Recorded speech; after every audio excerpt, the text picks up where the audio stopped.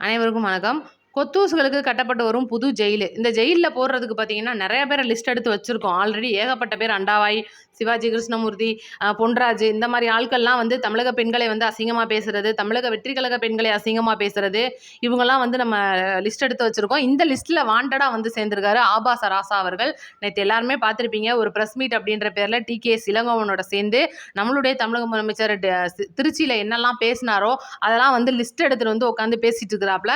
அவர் பேசுறதெல்லாம் வந்து லிஸ்ட் எடுத்து பார்த்து பார்த்து படிக்கிறாப்ல. ஆனா அவர் என்ன சொல்றாருன்னா, நம்மளுடைய தமிழக முதலமைச்சர் யாரோ சொல்றத கேட்டுட்டு வந்து பேசுறாரு. இதெல்லாம் வந்து நல்லாவா இருக்கு அப்படின்ற ஒரு விஷயத்த சொல்லியிருக்காரு.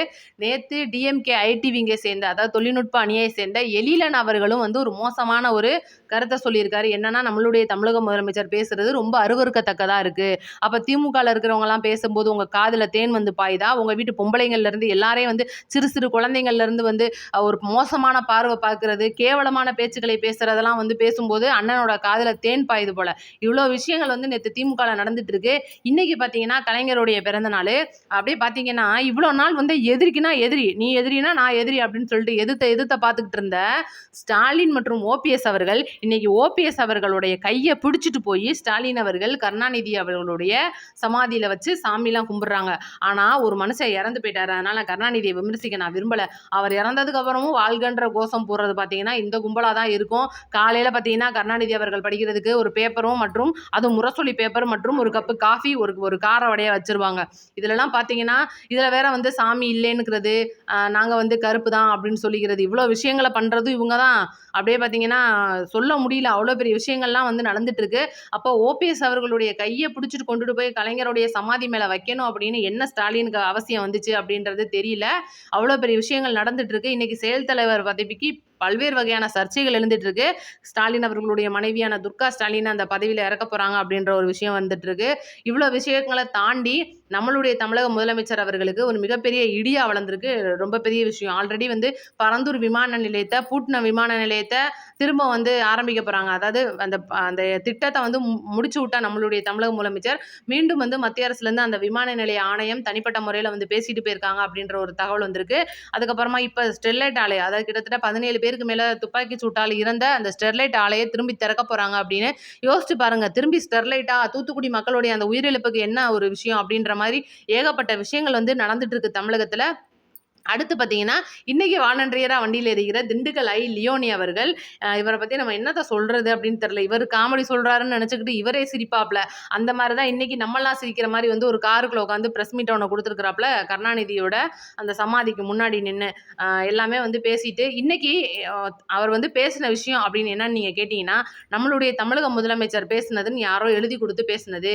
இவர் வந்து உண்மையிலே திரையிலிருந்து வந்தவர். திரையிலிருந்து வந்தவருக்கு அரசியலை பத்தி என்ன தெரியும் அப்படின்ற ஒரு அதே பழைய கேள்வி. அதாவது இவங்கலாம் பழைய ஆட்கள்னு சொல்ற மாரி அதே பழைய கேள்வி தான். இன்னைக்கு நான் வந்து நம்மளுடைய லியோனி ப்ரோவ பார்த்து கேட்போம். என்னடா ப்ரோன்னு சொன்னோனே நீங்க எல்லாம் நினைக்காதீங்க. அவங்கலாம் நம்மளுடைய புது ஜென்சி ப்ரோக்கள். அதனால நம்ம ப்ரோ அப்படின்னு கேட்போம்.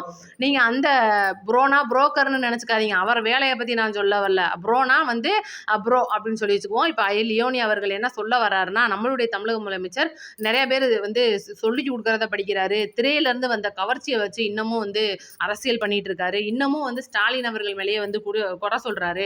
டிவிகே வர்சஸ் டிஎம்கே அப்படின்ற அதை மட்டுமே வந்து பயணிக்கிறாரு அப்படின்ற விஷயங்கள்லாம் சொல்றாரு.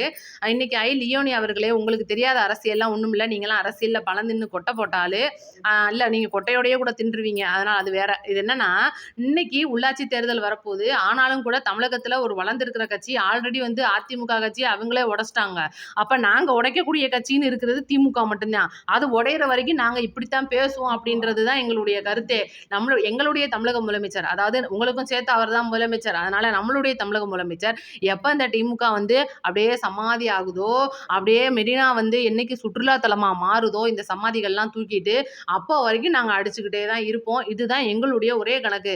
அதை விட ரொம்ப முக்கியமா இன்னைக்கு எங்களுடைய தமிழக முதலமைச்சர் எடுக்கக்கூடிய பெரிய விஷயத்த நான் இந்த வீடியோல சொல்லிடுறேன். இப்ப பாத்தீங்கன்னா மெரினால ஏகப்பட்ட பேருடைய சிலைகள் இது இருக்கு. சமாதிகள் இருக்கு. ஐயா எம்ஜிஆர் இருக்கட்டும், ஜெயலலிதா அம்மா இருக்கட்டும், கருணாநிதியா இருக்கட்டும், இதெல்லாம் ஓகே. ஆனா இனி வரக்கூடிய நெறைய பேருக்கு வந்து நம்ம அங்க வந்து அண்ணாவும் அங்க தான் இருக்கிறாப்ல. நம்மளுக்கு இங்க தான் வந்து இடம் கிடைக்க போகும் அப்படின்னு நெனச்சுக்கிட்டு இருக்கிறவங்க மனசுலலாம் வந்து ஒண்ணு ஞாபகம் வச்சுக்கோங்க. இனிமேல் வந்து ஆல்ரெடி நாங்க மறந்து, நாங்க வந்து குழந்தைங்களா இருக்கையில நீங்க அங்க போய் படுத்துட்டீங்க. அதனால நாங்க அத பத்தி கவலைப்படல. இப்ப நாங்க வந்து மறுபடியும் ஜென்ஸியா வந்து கேட்கிறோம். இனி நீங்க யாராவது அங்க போய் படுக்கணும்னு நெனச்சீங்க அப்படின்னா, அந்த எண்ணத்த வந்து அப்படியே அடியோட அழிச்சிருங்க. ஏன் அப்படின்னா, உங்களுடைய சமாதிக்கு மேல ஒரு மிகப்பெரிய கல்வெட்ட ஒண்ண பதிச்சு, நீங்க செய்த சாதனைகள் மற்றும் உங்களுடைய வாழ்க்கை வரலாறுகள ஒரு குறிப்பா எழுதலாம்னு இருக்கோம். நாங்க வந்து எப்படின்னா, நீங்க படுத்துருவீங்க. நீங்க போய் படுத்ததுக்கு அப்புறமா ஒரு மிகப்பெரிய கல்வெட்டு. அதுல நீங்க எங்க பிறந்தீங்க? என்ன பண்ணீங்க? நீங்க செஞ்ச வரலாறுகள் என்ன? நீங்க செஞ்ச எதனா திட்டங்கள் செஞ்சிருந்தீங்கன்னா, அந்த திட்டம். ஏதாவது ஊழல் பண்ணியிருந்தீங்கன்னா, ஊழல். இந்த வருஷத்துல ஜெயில்ல இருந்தீங்கன்னா, ஜெயில்ல இருந்தீங்க. இத்தன வருஷத்துல இத்தனாவது கல்யாணம் பண்ணீங்கன்னா, அத்தனாவது கல்யாணம் நீங்க பண்ணீங்க. உங்களுக்கு இத்தன பிள்ளை பிறந்துச்சுன்னா, அத்தன பிள்ளை. எல்லாத்தையும் வந்து நாங்க எழுதி வைப்போம். உங்கள யார் அரெஸ்ட் பண்ணது? எந்த குற்றத்துக்காக நீங்க உள்ள போய் ஜெயில்ல இருந்தீங்க? இன்னும் வந்து உங்களுடைய ஏதாவது நீங்க நீங்க சார்ந்திருந்த கட்சி, நான் குறிப்பா யாருன்னுலாம் சொல்ல வரலங்க. நான் எல்லாருக்குமே தான் சொல்றேன். எந்த கட்சி தலைவரா இருந்தாலும் சொல்றேன். இதுதான் வந்து இன்னி மெரினால நடக்க போற ஒரு மிகப்பெரிய மாற்றமா தமிழக அரசியல்ல இருக்க போது. அப்ப இனிமேல் அங்க போய் யாருன்னா படுக்கணும்னு நீ நெனப்ப அப்படின்ற மாதிரியான சட்டங்கள் இனி வரப்போகுது. ஏன்னா இன்னைக்கு மெரினாவ உண்மையிலேயே வந்து தமிழக முதலமைச்சர் விஜய் அவர்கள் சுற்றுலாத்தலமா மாத்துறதுக்கும் ஏகப்பட்ட விஷயங்கள பண்ணிட்டு இருக்காரு. இதுக்கு முன்னாடி ஸ்டாலின் அவர்கள் வந்து தேர்தலுக்கு நெருக்குனதுக்கு முன்னாடி, தேர்தல் நெருங்க போது மக்களுக்கு ஏதாவது செய்யணுமே அப்படின்னு சொல்லிட்டு, அந்த சின்ன குழந்தைகளுக்கான பூங்கா அமைச்சு குடுத்தது, இதெல்லாம் போக அதுக்கு கான்ட்ராக்ட்டா அவங்களே வந்து போட்டது, அவங்க சொந்தக்காரங்களே இருந்துக்கிட்டது, இதெல்லாம் தாண்டி இன்னைக்கு ஒவ்வொரு கான்ட்ராக்ட்டுக்கும் அதாவது பொதுவான மக்கள் வந்து கான்ட்ராக்ட்ல கலந்துக்கலாம். வெளிப்படை தன்மையா கான்ட்ராக்ட் நடக்கணும் அப்படின்னு சொல்லிட்டு ஏகப்பட்ட விஷயங்கள பண்ணிட்டு இருக்காரு. அப்படி இருக்கும்போது, இந்த ஒவ்வொரு சமாதிகளையும் நாங்க கான்ட்ராக்ட் எடுக்க போறோம். அப்ப யார் இந்த சமாதிய கட்டுறாங்களோ, அந்த சமாதியை கட்டுறவங்க அவங்களுடைய வரலாறு எழுதணும். யாரெல்லாம் படுக்க போறீங்களோ உங்களோட வரலாற உங்க புக்கு போட்டு எங்கள்ட்ட கையில குடுத்துட்டு போயிருங்க. உங்க வரலாற கல்வெட்டுல பொறிக்க வேண்டியது எங்களுடைய வேலை அப்படின்றத நான் சொல்லிக்கிறேன். இந்த மாரி விஷயம் தான் கல்வெட்டுனா சமாதினா சமாதிக்கு மட்டும் கிடையாது. ஏன்னா இது போக பார்த்தீங்கன்னா, ஒவ்வொரு நடு ரோட்லயும் பார்த்தீங்கன்னா, ஒவ்வொரு சிலைலாம் இருக்கும். நீங்க பார்த்திருப்பீங்க. அது ஜாதி கட்சி தலைவரோ, அரசியல் கட்சி தலைவரோ, இல்ல இதுக்கு முன்னாடி உயிர் நீத்த சுதந்திர போராட்ட தியாகியோ யாரா இருந்தாலும் வந்து அவங்க நல்லது பண்ணியிருக்காங்கன்னா பண்ணியிருக்காங்க. அவங்களுடைய வாழ்க்கை வரலாறு. அவங்க என்னலாம் பண்ணியிருக்காங்க. ஆங்கிலேயரை எதிர்த்து போரிட்ட இன்னைக்கு வீரபாண்டிய கட்டபொம்மனா இருக்கட்டும், தேவர் ஐயாவா இருக்கட்டும், இன்னைக்கெல்லாம் பார்த்தீங்கன்னா ஏகப்பட்டவுடைய அவங்களோட சிலைகள் வந்து இது இருக்கு. இந்த சிலைகளை எடுத்துட்டு போய் அப்புறப்படுத்துங்கன்னு சொன்னா உடனே நம்ம கூட சண்டைக்கு வந்துருவாங்க. அதனால நம்ம அதெல்லாம் சொல்ல விரும்பல. இந்த தலைவர் அதெல்லாம் பண்ணாருப்பா. இப்ப வந்து இத்தனாவது கல்யாணம் பண்ணியிருக்கிறாப்ல, இத்தனாவது பிள்ளை அவரோட பேர பிள்ளை இங்க படிச்சிட்டு இருக்கு. அப்ப இவங்கலாம் வந்து வரும்போதே மஞ்சப்பையோட வந்திருக்கிறாங்க. டிக்கெட் கூட எடுக்கலையாம் ட்ரெயின்ல. டிடிஆர் வந்து சொல்லிட்டு இருக்கிறாப்ல, டிடிஆருக்கு பேரே வந்துட்டாப்ல. இவ்வளோ பெரிய விஷயங்கள் வந்து வரலாறுல இருக்கு. ஆனா இன்னைக்கு தமிழ்நாட்டுல பாதி அவங்க கையில இருக்கு. இதெல்லாம் வந்து என்ன காரணம்? என்ன கணக்கு வழக்கு அப்படின்ட்டுலாம் எழுதி வச்சிட்டோம்னு வைங்களேன், அவங்களே வந்து அவமானப்பட்டு போய் நமக்கு வேணாம்டா அந்த சிலை இங்க இருக்க வேணாம். நம்ம எடுத்து கொண்டு போய் எங்கேயாவது ஒரு மூலையில வச்சுக்குவோம். இல்ல நம்ம வீட்ல வச்சு பூட்டிக்கிருவோம்னு சொல்லிட்டு மனசு மாறுறதுக்கு அதிக வாய்ப்புகள் இருக்கு அப்படின்றனால, இந்த வேலைய தான் நம்மளோட முதலமைச்சர் பார்த்து ஆகணும் அப்படின்றது எங்களுடைய ஒரு கருத்து.